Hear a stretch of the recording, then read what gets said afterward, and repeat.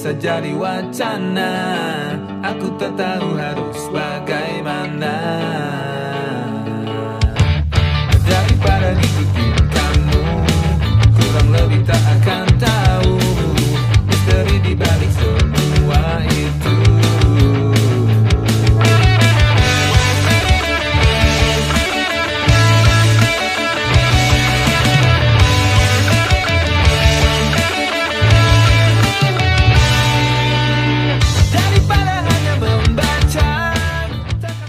Jadi syarat mendapatkan bantuan sosial adalah 1, orang miskin, 2, berdoa, 3, punya orang dalam. Kementerian ini transfer alokasi ke bank penyalur 700 tapi hanya ditransfer 400. Tapi kita nggak bisa memverifikasi gitu loh, bro. Bank penyalur ini loh terutama. Selamat malam semua. Malam Bung. Siap. Kali ini kita ingin ngobrol-ngobrol santai dengan ini Bung Lurah ya. Ini temen apa bukan ya Bung? Sahabat ya, sahabat ya. Aslinya mungkin kalau ngomong temen atau sahabat kayaknya terlalu dini ya Bung. Karena Belum ketemu tuh. iya, belum ketemu tuh. Kalau ngomong temen ini malah temen istri saya ini. Iya, betul. Satu alma mater. Satu alma mater, satu kelas, satu KKN apa ya, Iya, Bung? satu angkatan ya. Satu kuliah kerja nyata ya. Perlu dikenalkan ini Bung Eri. Nama lengkapnya saya saja belum tahu gitu. Iya. Taunya ini di temen ya beberapa kali nongkrong bareng, teman-teman itu manggilnya Bung Eri ya. Bung Iya. Eri ya. Bung Eri, Bang Eri. Bang Eri. Kebetulan sekarang kebetulan apa memang niat Bung? Tidak sengaja itu Tidak ya. sengaja ya. Tidak sengaja sekarang ini jadi lurah. Lurah yang kalau dilihat dari penampilannya kayaknya seorang lumes Standar banget gitu ya. Enggak lumes jadi lurah kayaknya. Bahasa birokrat jauh dari protap. Jauh dari protap ya.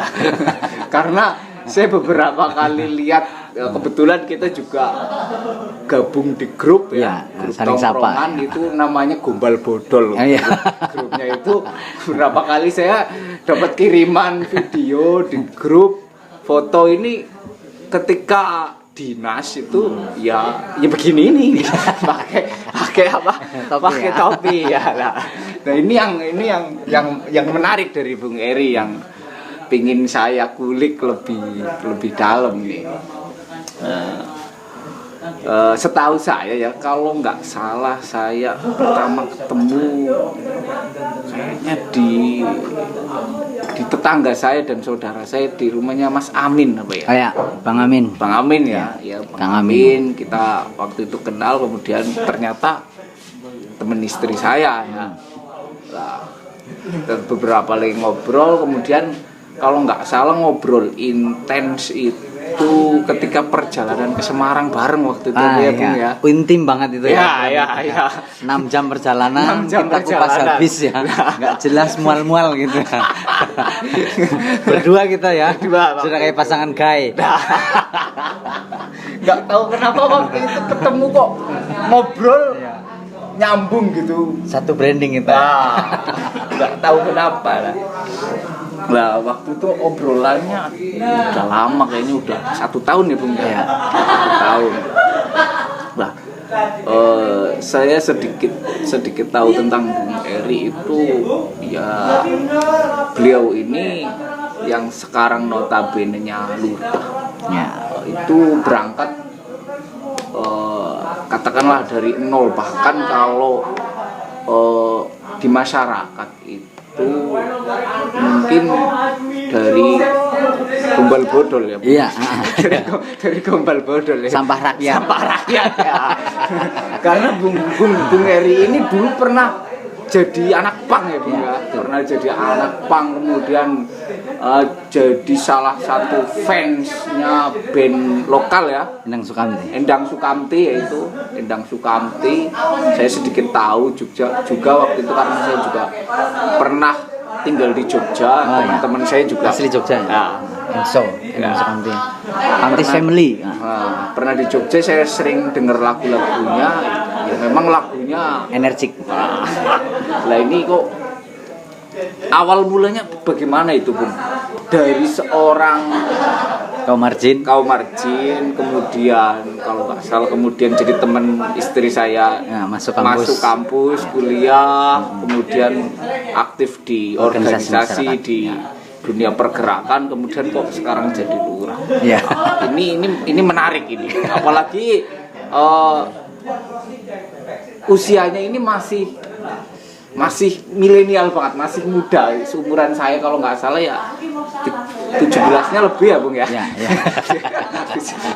Lebih setengah ya. 17-nya lebih setengah. Ini gimana Bung? Ya kalau mengawali dari biografi yang berangkat dari bareng sama anak-anak margin ya, juga bersama mereka saya merasa ada, bersama mereka saya menemui kehidupan yang bukan ekstrim ya, tapi kita lebih ke kehidupan bebas yang memang tidak tersekat oleh aturan-aturan yang begitu formal.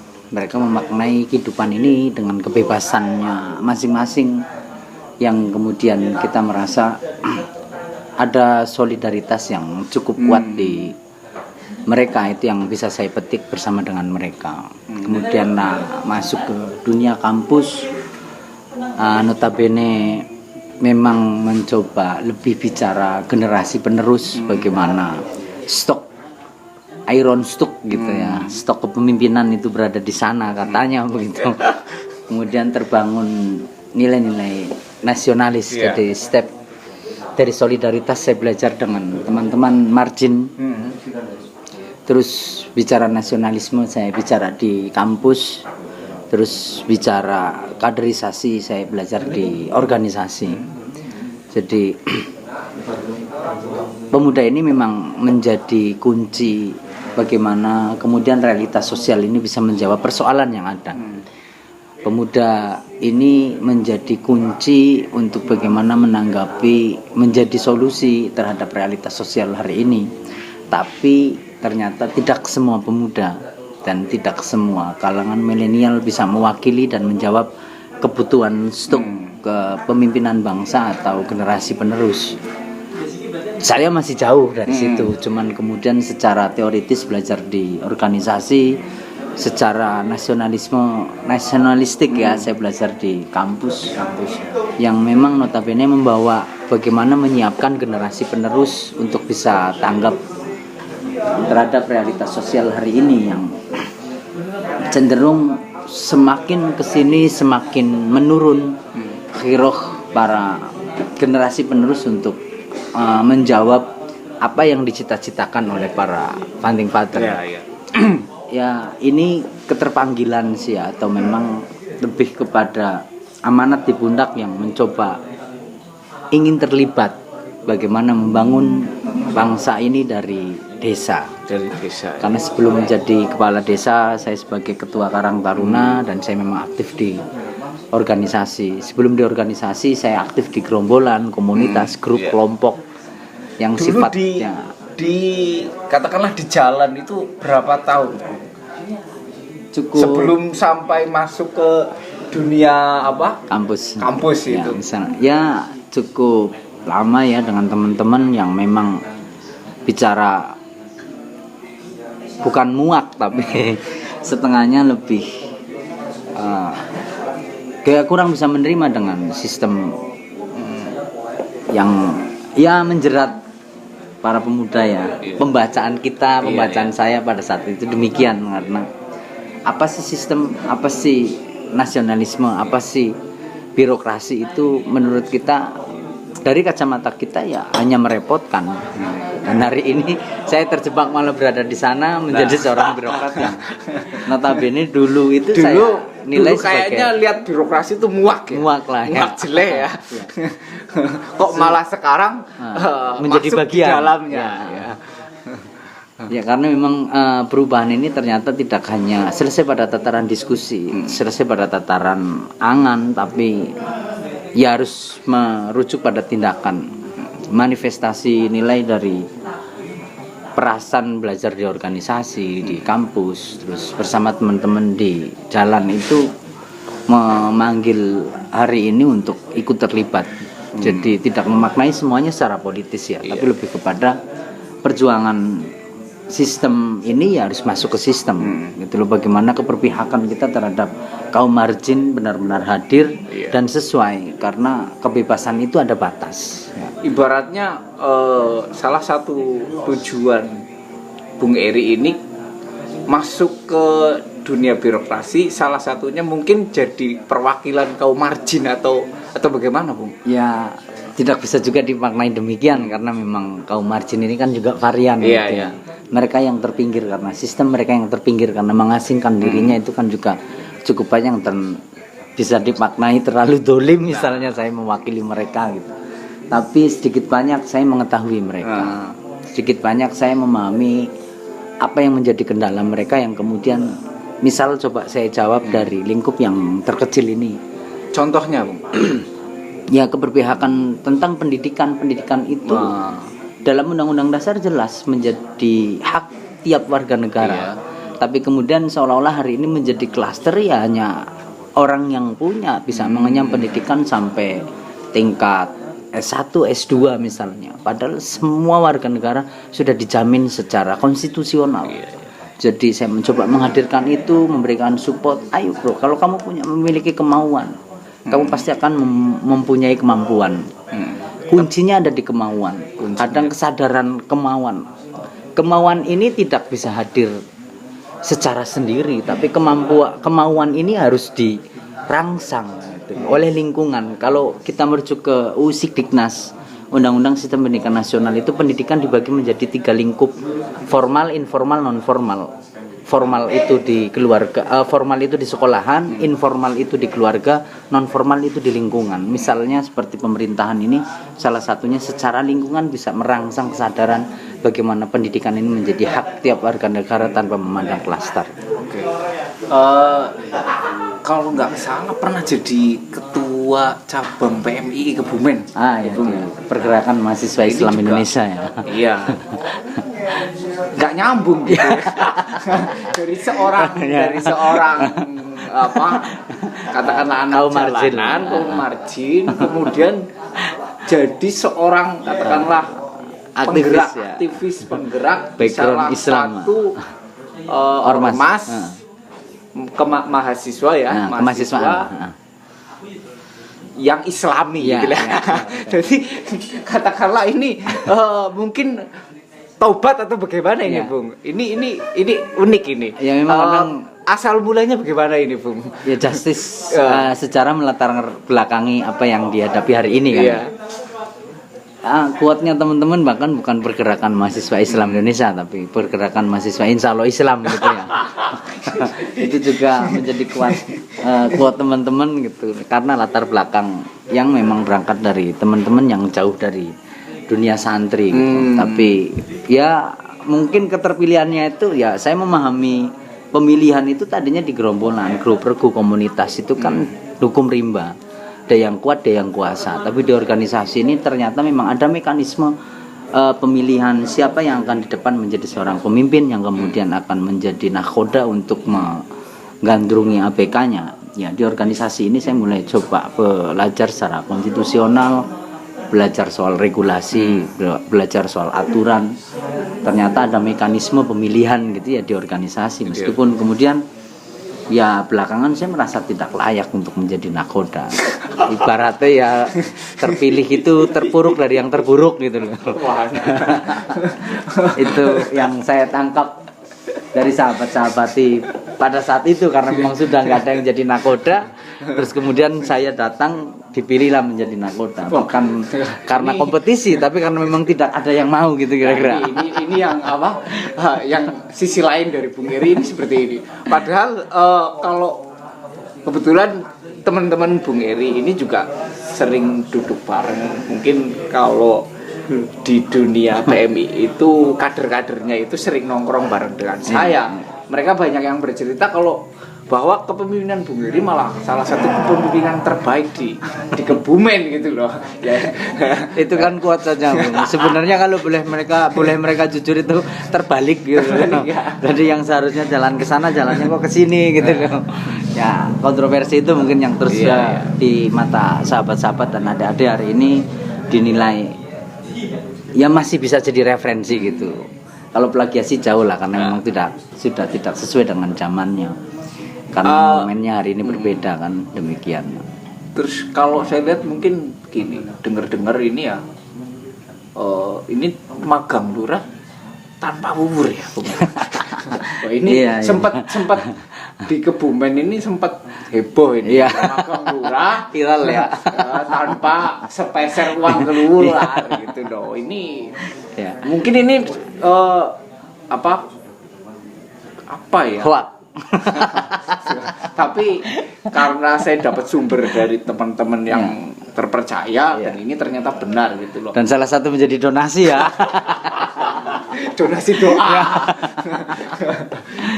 Mungkin ini trik ini mungkin itu didapat dari PMII atau dapat dari mana ini? Kayaknya lobby ini luar biasa cara buat jadi lurah tanpa bubur ini. Ini dari mana ini ilmunya, Bung? Mungkin lebih kepada diuntungkan momennya. Jadi saya membaca mungkin masyarakat sudah cukup cerdas untuk menilai siapa yang harus dipilih hari ini, dan masyarakat sudah cukup lelah untuk mengamini dominasi pilihannya itu karena amunisi kapital gitu. Mungkin lebih karena momennya. Kalau mungkin saya maju di desa jenengan ya nggak dapat suara gitu. Jadi lebih karena keberuntungan, bukan karena saya punya strategi atau kecerdasan saya melihat situasi, enggak, tapi memang karena diuntungkan oleh momen yang masyarakat hari ini sudah kebetulan di desa sedang jenuh dan memimpikan perubahan yang bisa dinilai dari dasar gitu. Karena ketika ingin melihat sebuah desa maka lihat dari pilihannya, processing pemilihannya seperti apa, itu sudah menjadi dasar awal melihat desa itu mau maju atau tidak. Dan saya desanya Grenggeng ya, Grenggeng ya, desa Grenggeng, Grenggeng. Orang timur, kalau orang timur ini bacanya Grenggeng. Jadi di desa Grenggeng ini juga ada objek wisata ya. Objek wisata Pasar Pereng. Nah, ini salah satu pencetusnya ya Pak Lurah, Bung Lurah ini sebelum jadi lurah. Ini Bung Eri ini mungkin ya pernah jadi ketua Karang Taruna juga, mungkin menggagas Pasar Grenggeng ini. Apakah Pasar Grenggeng ini yang kemudian omsetnya bisa sampai berapa, Bu?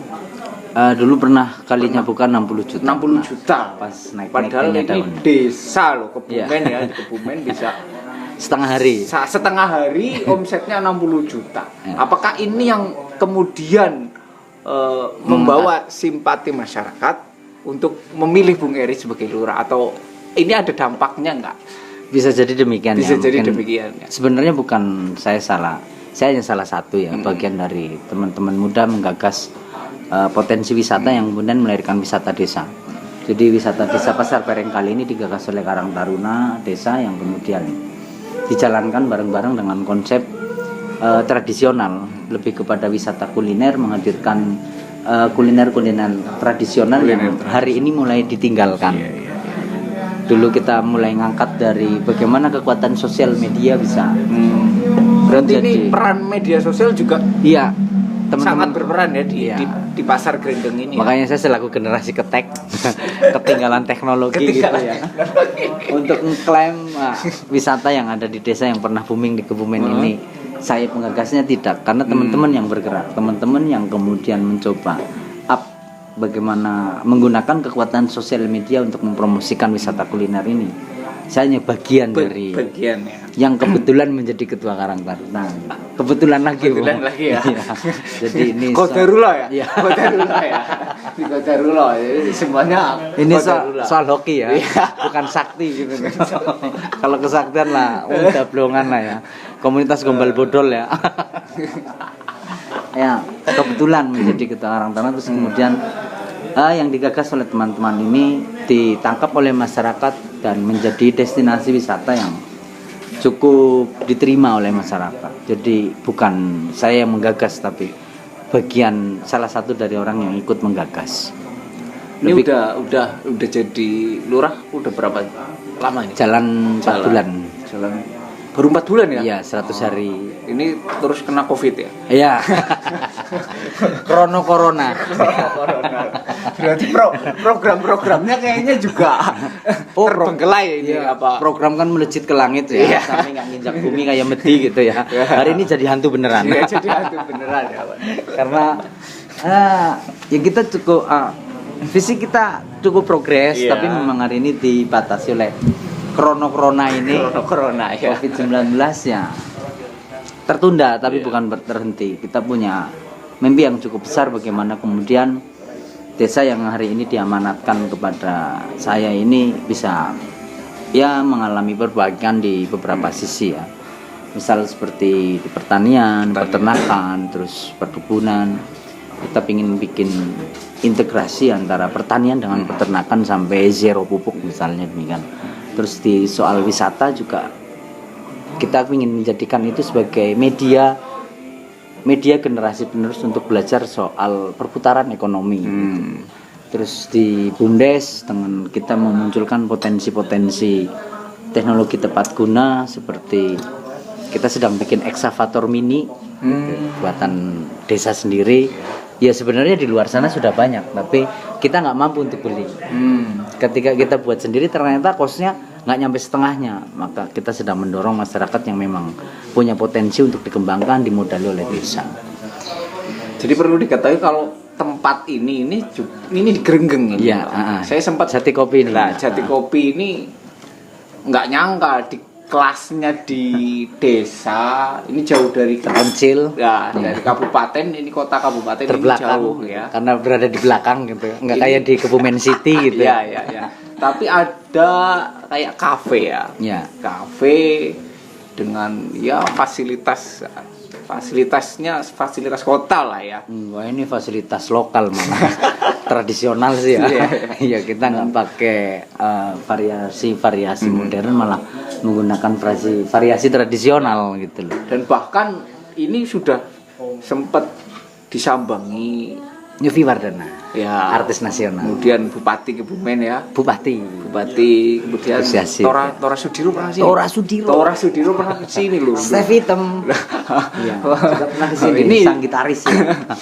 Ini mungkin bisa jadi bahan bagi Pemdes ya, dimanapun bahwa di zaman milenial seperti di zaman yang semuanya serba mudah dengan jangkauan teknologi atau apa, dan di mana kaum mudanya itu jumlahnya sekarang juga sudah lebih banyak daripada kaum tua ya. Demografi ya. Demografinya itu luar biasa. Ini bisa jadi referensi mungkin ya. Ini salah satu badan usaha milik desa atau memang bukan? Kalau ini mitra ya tapi ada mitra dengan desa ya. Teman-teman pemuda. Teman-teman pemuda ya. Iya.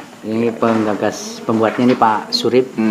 Dia warga desa Grenggeng yang pindah dari perantau terus pulang rumah, memberikan space media untuk teman-teman muda untuk berkreativitas. Beliau punya desain unik ini kemudian difungsikan, bukan dimanfaatkan ya, difungsikan oleh teman-teman muda untuk jualan kopi.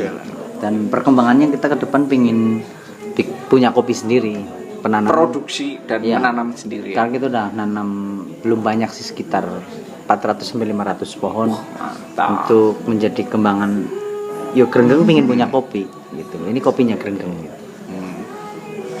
Ya tadi kan sempat bahas tentang apa dampak Covid ini terkait program pemerintah desa ya. Ini sangat berefek.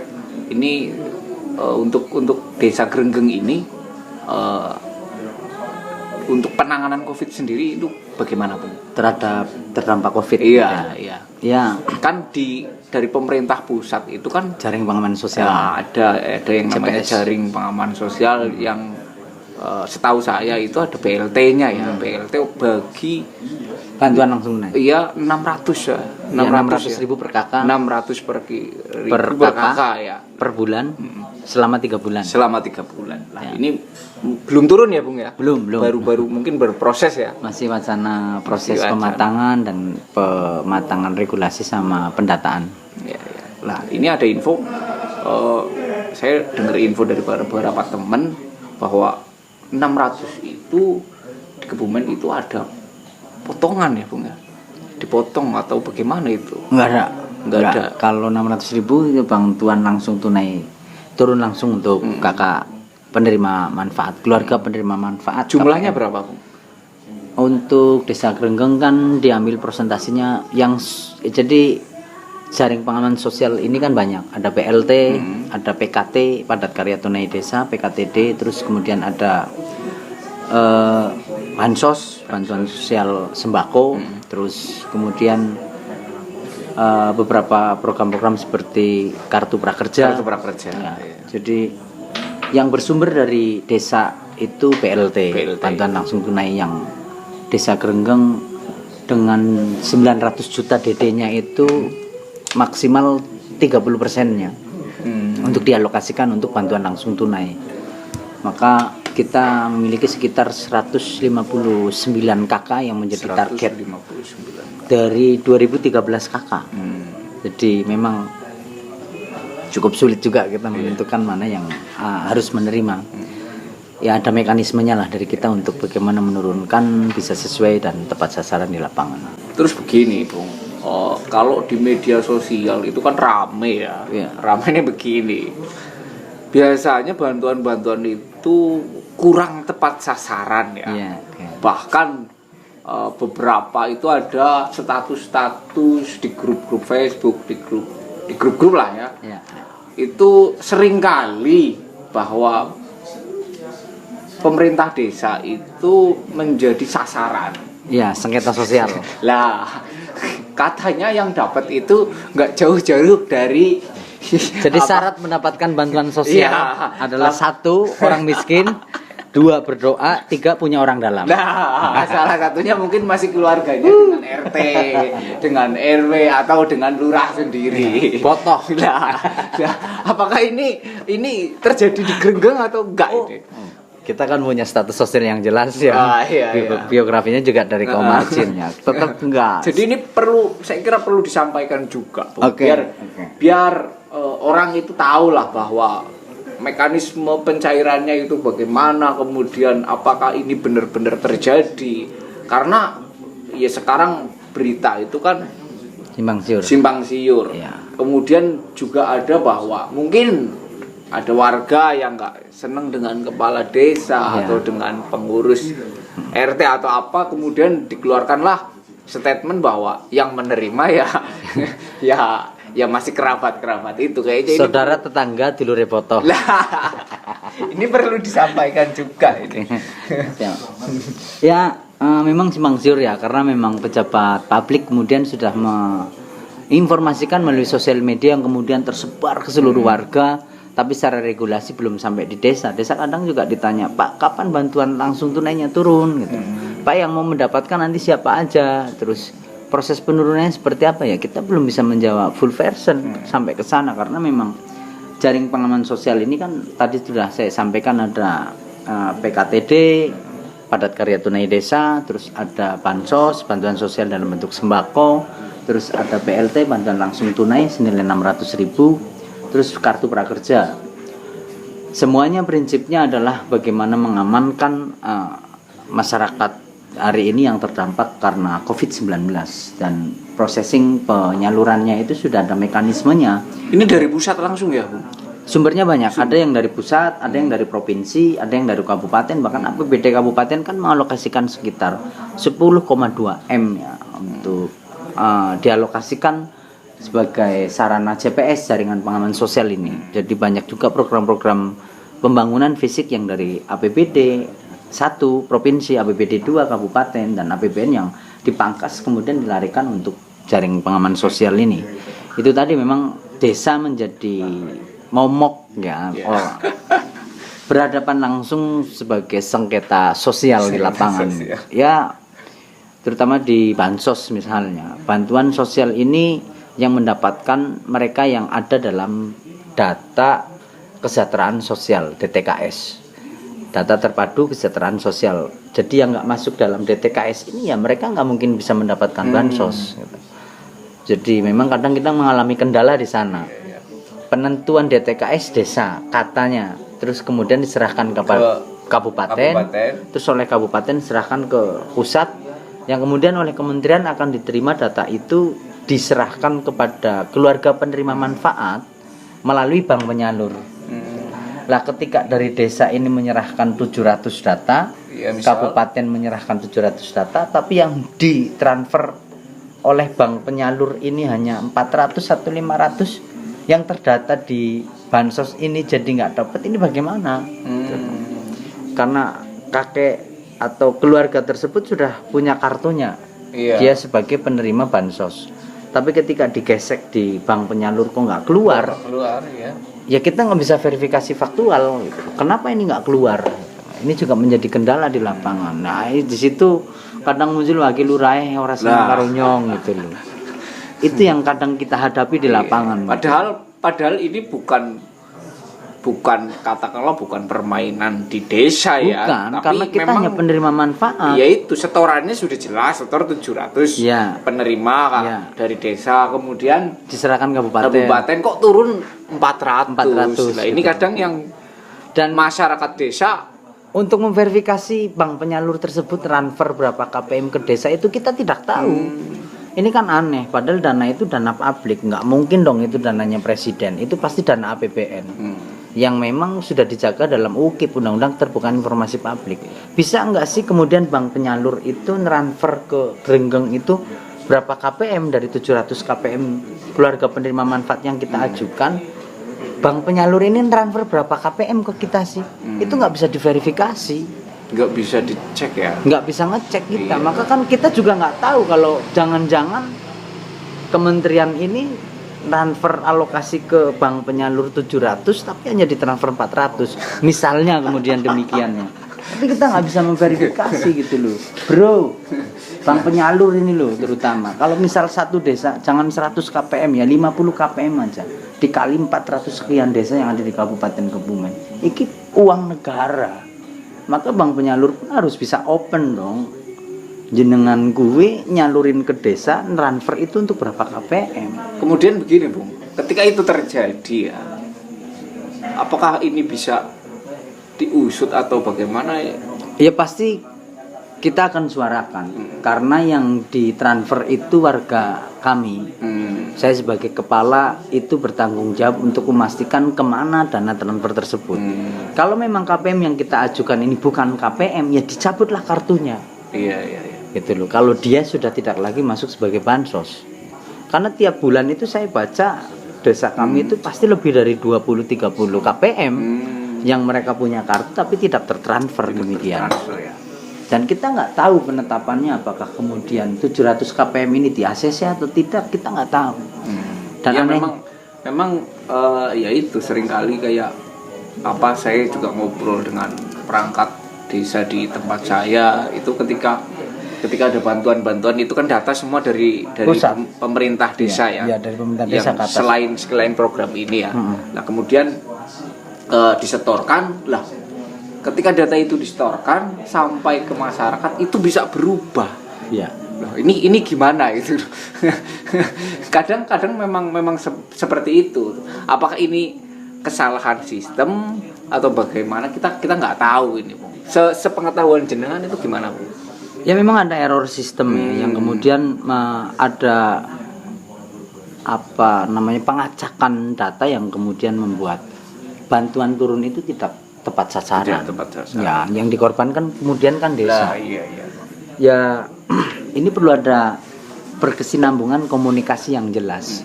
Sekali lagi, desa ini hanya sebagai media jembatan turunnya bantuan, sebagai pemerintahan yang mengajukan dan sebagai pemerintahan yang menerima. Karena meskipun itu langsung diterima oleh KPM, tapi itu tetap masuknya ke desa kami.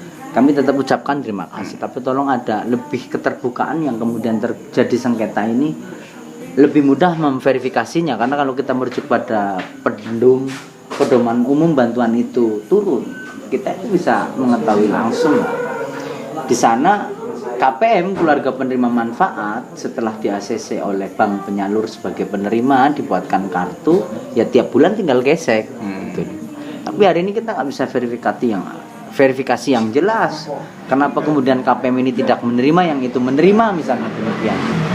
Ini sudah kita coba komunikasikan sih, dan kita langkahnya ya tadi itu melalui birokrasi kita akan coba sampaikan aspirasi ini ke wakil rakyat, beberapa stakeholder yang memang berkepentingan bertanggung jawab diundang, kita bisa diskusikan. Apakah ini terjadi hanya di Grendeng atau memang Tidak. Di beberapa desa Itu terjadi. Ya? Saya sudah sempat sampaikan ini ke Kepala Paguyuban Kepala Desa Kabupaten Kebumen, dan beliau juga siap memediasi nantinya kalau memang perlu bertemu dengan pihak bank penyalurnya, demikian.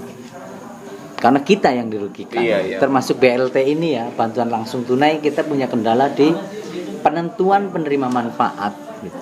Karena dari kita mekanismenya sih kemarin ketika 159 kita punya berbasis RT, kita punya 43 RT dikali 3 kan ketemu berapa Mas? 43 kali 3 itu kira-kira KPM yang akan menerima. Ya memang belum memenuhi kuota sampai 100. Ya 159 itu sekitar 222 juta itu yang akan kita alokasikan selama 3 bulan. Yang tadinya anggaran itu kita realisasikan untuk program pembangunan, karena Covid ini kemudian kita alokasikan untuk bantuan langsung tunai yang kemudian nanti akan didistribusi ke penerima manfaat. Saya pernah dengar begini, katanya ya ngurusi desa itu ya, pemerintahan desa itu lebih sulit daripada ngurusi tingkat kecamatan, kabupaten, bahkan provinsi atau presiden. Karena memang pemerintahan desa ini yang berhadapan langsung dengan masyarakat. Ya. Ini benar apa enggak? Ya sama ketika jenengan gitu. Ketika di desa ketua RT menyampaikan, "Pak, saya ini yang langsung berhadapan dengan rumah tangga, dengan kepala keluarga. Jenengan sih enakan desa." Meskipun prosesing pemilihannya tetap berbeda ya, antara kepala desa, bupati, gubernur dan presiden. Tapi memang ya bisa dibenarkan juga bisa tidak juga untuk dibenarkan, karena ada pertimbangan-pertimbangan yang memang ya jauh berbeda antara kabupaten, seorang bupati dengan kepala desa gitu. Sama-sama punya jengkol ya. Sama-sama punya postur anggaran yang untuk dibagikan. APBN, APBD 1, APBD 2, APBDes kan demikian. Serupa tapi tak sama ya. Memang konsekuensinya di lapangan juga tetap berbeda. Tapi sekali lagi berilah kepercayaan dari pemerintahan pusat, provinsi, kabupaten lebih kepada pemerintahan desa yang memang hari ini kita berhadapan langsung dengan masyarakat. Karena tanpa kepercayaan penuh dari pemerintahan di atasnya, kita pun berjalannya pincang. Seperti hari ini kita menghadapi kendala dengan bank penyalur antara dengan penerima manfaat, kita kesulitan untuk verifikasi. Ketika kemudian kabupaten melalui bupati dan dinas sosialnya nggak bisa menjawab, ya sudah terputus. Apalagi sekarang dana desa kan gede ya, itu ratusan juta. Lah, bahkan M ya. Nah, itu tahu orang desa. Itu kan taunya wah, duit gede. Tapi masyarakat kayaknya tidak terlibat. Tidak terlibat atau orang kecipratan gitu. Ini yang apa?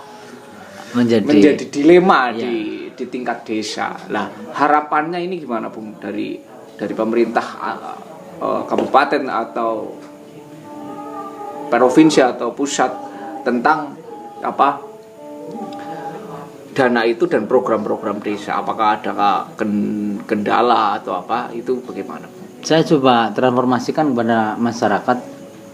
Kalau saya analogikan, dana desa dari pusat itu dari mertua lanang gitu. Terus ADD itu dari mertua wadon gitu. Yang dari kabupaten itu dari orang tua perempuan, yang dari pusat itu orang tua laki-laki, yang tiap tahun diberikan kepada desa, yang penggunaannya itu harus melalui musyawarah desa. Dan dalam sistem musyawarah ini harus melalui perencanaan 1 tahun berjalan sebelumnya. Jadi hari ini pemerintahan desa terbuka untuk melibatkan masyarakat apa yang akan dilakukan tahun depan yang hari ini kita rencanakan bersama dengan masyarakat. Jadi memang kadang fobia masyarakat untuk terlibat dalam musyawarah juga itu menjadi kunci bagaimana kemudian pemerintah desa dengan program-programnya itu bisa berjalan sesuai dengan keinginan masyarakat. Jenengan boleh ngomong pemerintahan desa ora peka ya. Tapi pek oke. pekok gitu ya terhadap program-programnya untuk masyarakat, karena jenengan nggak pernah terlibat dalam perencanaannya. Suksesi sebuah program itu sukses di 3 item ini. Sukses di perencanaan, sesuai perencanaan, sesuai pelaksanaan, dan sesuai pertanggungjawaban. Dan masyarakat hari ini semuanya boleh melihat ini. Jadi ketika di perencanaannya, di pelaksanaannya, dan di pertanggungjawabannya sesuai, maka ya tidak bermasalah persoalan ini. Terkadang masyarakat tidak tahu perencanaannya, hanya melihat pelaksanaannya, menyoal. Atau orang melihat perencanaannya, tidak melihat pelaksanaannya, hanya membaca pertanggungjawabannya. Ini juga tidak balance. Masyarakat hari ini sangat terbuka untuk mengetahui apa yang mau dilakukan, bagaimana melakukannya, dan sejauh mana pertanggungjawabannya. Ini masyarakat wajib terlibat, karena keberhasilan program desa itu ada pada maksimalisasi keterlibatan masyarakat. Yang dipertanyakan itu ketika pemerintahan desanya membatasi masyarakat untuk terlibat. Kalau kami terbuka, kita kunci komunikasi dengan orang lebih dari 1 itu di organisasi, di komunitas, di grup, open dan open. Open gue ngopeni, open gue terbuka ya. Gitu Bung. Mungkin ini pertanyaan terakhir. Ada pertanyaan terakhir ya. Oke, siap. Jadi menurut Bung Eri ya, yang sekarang kebetulan kebetulan sebagai lurah itu keberuntungan berarti ya. Kebetulan dan keberuntungan itu kan serupa ya. Idealnya itu ke depan ya, desa di Indonesia itu seperti apa? Karena dengan dana sebesar itu harapannya kan masyarakat akan semakin makmur. Di situ juga ada yang peraturan yang namanya BUMDes ya. Itu idealnya sebuah desa nanti di Indonesia itu bagaimana? Saya analogikan ketika sebuah desa itu sebuah kakak, bukan kartu keluarga, sebuah keluarga gitu ya. Jadi negara-negara yang ada di dunia, terus kemudian provinsi yang ada di negara, kabupaten yang ada di provinsi, desa yang ada di kabupaten. Saya ibaratkan ini sebuah keluarga. Sebuah keluarga itu tadi ketika dianalogikan ada suplai setiap tahun dari mertua lanang dan mertua wadon. Kalau digunakan habis pakai, konsumtif, maka dipastikan kesejahteraan tidak akan hadir. Tapi kalau dana itu digunakan, dikembangkan untuk berusaha, maka produktif, maka kemudian saya pastikan desa itu akan progresif. Kesejahteraan akan perlahan akan mulai terjawab. Jadi anggaran turun tidak hanya digunakan untuk program habis pakai, konsumtif, tapi anggaran turun itu menjadi pemicu untuk pengembangan sumber daya alam, sumber daya manusia yang ada di desanya. Itu menjadi kunci melalui BUMDes ya, badan usaha milik desa, untuk mengembangkan dana-dana dari provinsi, pusat, dan kabupaten untuk menjadi kunci kesejahteraan masyarakat. Kenapa kemudian melalui BUMDes? Karena itu yang sudah dilegalisasi oleh pemerintahan pusat. Terus kemudian masyarakat akan menyesuaikan dirinya dengan potensi yang ada di desa. Karena terkadang jangan dipaksakan lah ketika hari ini kita harus hadirkan wartel gitu loh ya. Wartel lah bro, model Vivian gitu. Ini programnya apa? Ini nanti bisa telegram no. Bapak, Ibu, sedang sakit titik. Itu per kata 750 dulu, Bung. Itu sudah nggak relevan. Tapi tidak kemudian bicara potensi usaha di desa, jualan amben gitu misalnya ya. Jalan-jalan ke pasar atau kemana gawani amben gitu yang dimodali oleh desa. Itu juga nggak relevan. Ya disesuaikan dengan potensi desanya yang kemudian bisa mengembangkan pendapatan asli desa dan peruntukannya bisa dimusyawarahkan bersama untuk apa. Jadi kuncinya ada di keterlibatan masyarakat ya, untuk mengembangkan dana dari pusat. Ini tadi terakhir ya, ini terakhir ya. Khas bil khas. Iya, karena tadi bicara keterlibatan masyarakat, ya mungkin katakanlah ini Bung Lurah kan termasuk generasi milenial ya. Lah, tentunya ini pasti melibatkan banyak pemuda di program-program desa. Seberapa penting keterlibatan pemuda untuk membangun desa? Karena begini, di beberapa desa itu kan ya banyak yang kepala desanya dalam tanda kutip sudah sepuh-sepuh ya. Lah, bau tanah. Jadi pemikirannya itu ya Ortodok. Ortodok ya. Orang cocok carok gitu. Cocok carok lah. Nah ini biasanya kalau lurah-lurah yang ya maaf yang sudah sepuh itu tidak terlalu banyak melibatkan kaum muda dalam program-program pemerintah sehingga ya mungkin jadi dana yang turun itu ya konsumtif ya. Habis pakai lah. Habis manis nambah lagi sepahnya dibuang. Padahal saya pernah dengar di kayaknya lama-lama haus dengerin. Iya silakan. Padahal saya pernah dengar di salah satu videonya narasi Najwa Shihab itu bahwa yang muda itu yang punya gaya, yang muda itu yang punya rasa, kemudian yang punya selera. Gila.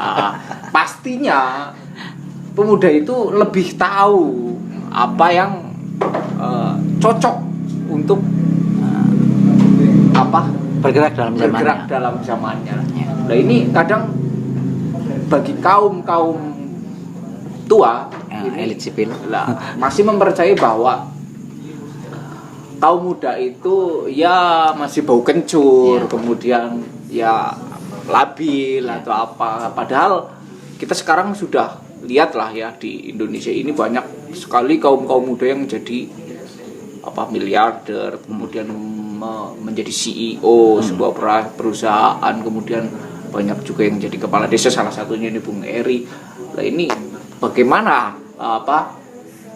pendapat Bung Eri terkait keterlibatan kaum muda ini dalam membangun desa? Bagaimana? Terakhir ini. Ya memang harus ada balanisasi ya, atau keseimbangan antara yang tua percaya pada yang muda menghormati yang tua. Ini pertama menjadi kunci melibatkan pemuda terhadap pembangunan desa. Kalau ikut si Jack Ma itu kan ada klaster ya, klaster umur produktivitas manusia. Kalau kamu hari ini umurnya itu 10 tahun ke bawah, maka kamu wajib ikuti apa kata orang tuamu. Kalau kamu umurnya 10 tahun sampai 20 tahun ke bawah, maka kamu pelajari semua yang ada di hadapanmu dan realitas yang melingkupimu. Kalau kamu umur 20 sampai 30 tahun, ikuti orang-orang yang sukses di bidangnya dan tentukan kesuksesanmu. Kalau kamu umur 30 sampai 40 tahun, matangkan dan maksimalkan energimu untuk melakukan apa yang bisa kamu lakukan. Luar biasa. Tapi kalau kamu berumur 50 sampai 60 ke atas, maka serahkan gagasanmu kepada yang muda. Tapi bukan pemuda yang pekerjaannya pengangguran gitu ya. Bukan pemuda yang hobinya rebahan ya. Tapi pemuda yang memang cukup energi, akademik dan progres untuk mewujudkan cita-citanya. Karena itu tadi, kalau orang tua tidak percaya kepada yang muda tidak menghormati orang tua, keselarasan pembangunan ini tak akan terjalin. Dan bagi para kepala desa yang sudah cukup uzur gitu ya, uzur dan sudah cukup umur ya, beliau tetap saya hormati, senior saya. Mereka sebenarnya memberikan space, memberikan ruang kepada para pemuda dan dijaga dalam undang-undang. Keaktifan para pemuda di dalam Karang Taruna tadi, kadang kegagalan pemuda atau pemerintahan desa mentransformasikan apa itu Karang Taruna membuat dua-duanya enggan. Yang tua tidak mencerahkan, yang muda mengindahkan, maka Karang Taruna pun tidak aktif di setiap desa. Padahal dalam undang-undang itu sudah diatur Karang Taruna anggotanya ya dari umur 16 tahun sampai 40 tahun. Dan lembaga itu dijaga, diwajibkan untuk aktif. Karena di setiap musyawarah desa Karang Taruna dilibatkan. Pun ada jatah anggarannya ya, Bung? Ada alokasi anggarannya. Ini bagi pemuda-pemuda di desa perlu diketahui, karena nggak setiap pemuda tahu loh, Bung, ini. Karena jangan-jangan nggak mau tahu. Lah, bisa jadi ada dua antara tidak tahu dan nggak mau tahu. Nggak mau tahu, pura-pura tidak tahu. Pura-pura tidak tahu. Ah, Ini bagi pemuda yang belum tahu ya, bukan yang pura-pura tahu atau tidak mau tahu. Ya. Perlu diketahui bahwa untuk Setiap Karang Taruna, desa, setiap desa itu ada anggarannya, ada lokasinya. ada alokasi anggarannya untuk kegiatan Karang Taruna. Iya, untuk Monggo bisa dipelajari pelajari dan dituntut kepada pemerintahan desa. Dituntut ke pemerintahan desa. Lah ini sebelum kita tutup obrolan ini, Bung, saya pribadi minta petuah atau apa ya? Kayak petuah terlalu tua. Petuah ya. itu kalau udah tua, Bro. Ya, kayak Kuat atau apa ini? Ya. Kuat atau apa ya? Untuk celoteh. celoteh ya, Iya. untuk Jadi para yang pemuda. yang mendengarkan pasti mual. Muak. Iya, Kalau nggak KL. Ya. Mual dan muak gitu. Untuk para pemuda ya. Ya, bagi para generasi muda untuk bisa terlibat dan menyampaikan gagasan briliannya terhadap pemerintahan desa. Ketika memang kemudian pemerintahan desa itu kurang respect terhadap gagasannya, diskusikan dulu dengan beberapa desa yang memiliki Karang Taruna dan aktif, dan pemerintahan desanya welcome. Dan saya sendiri sebagai kepala desa yang memang berangkat dari Karang Taruna siap untuk diajak share, diajak diskusi oleh para pemuda, dan membantu mungkin berkomunikasi dengan kepala desanya. Bro, Pak Kades, dibantu pemudamu gitu. Karena ya pemuda ini kan teorinya ketika malam alam raya ini milik pemuda.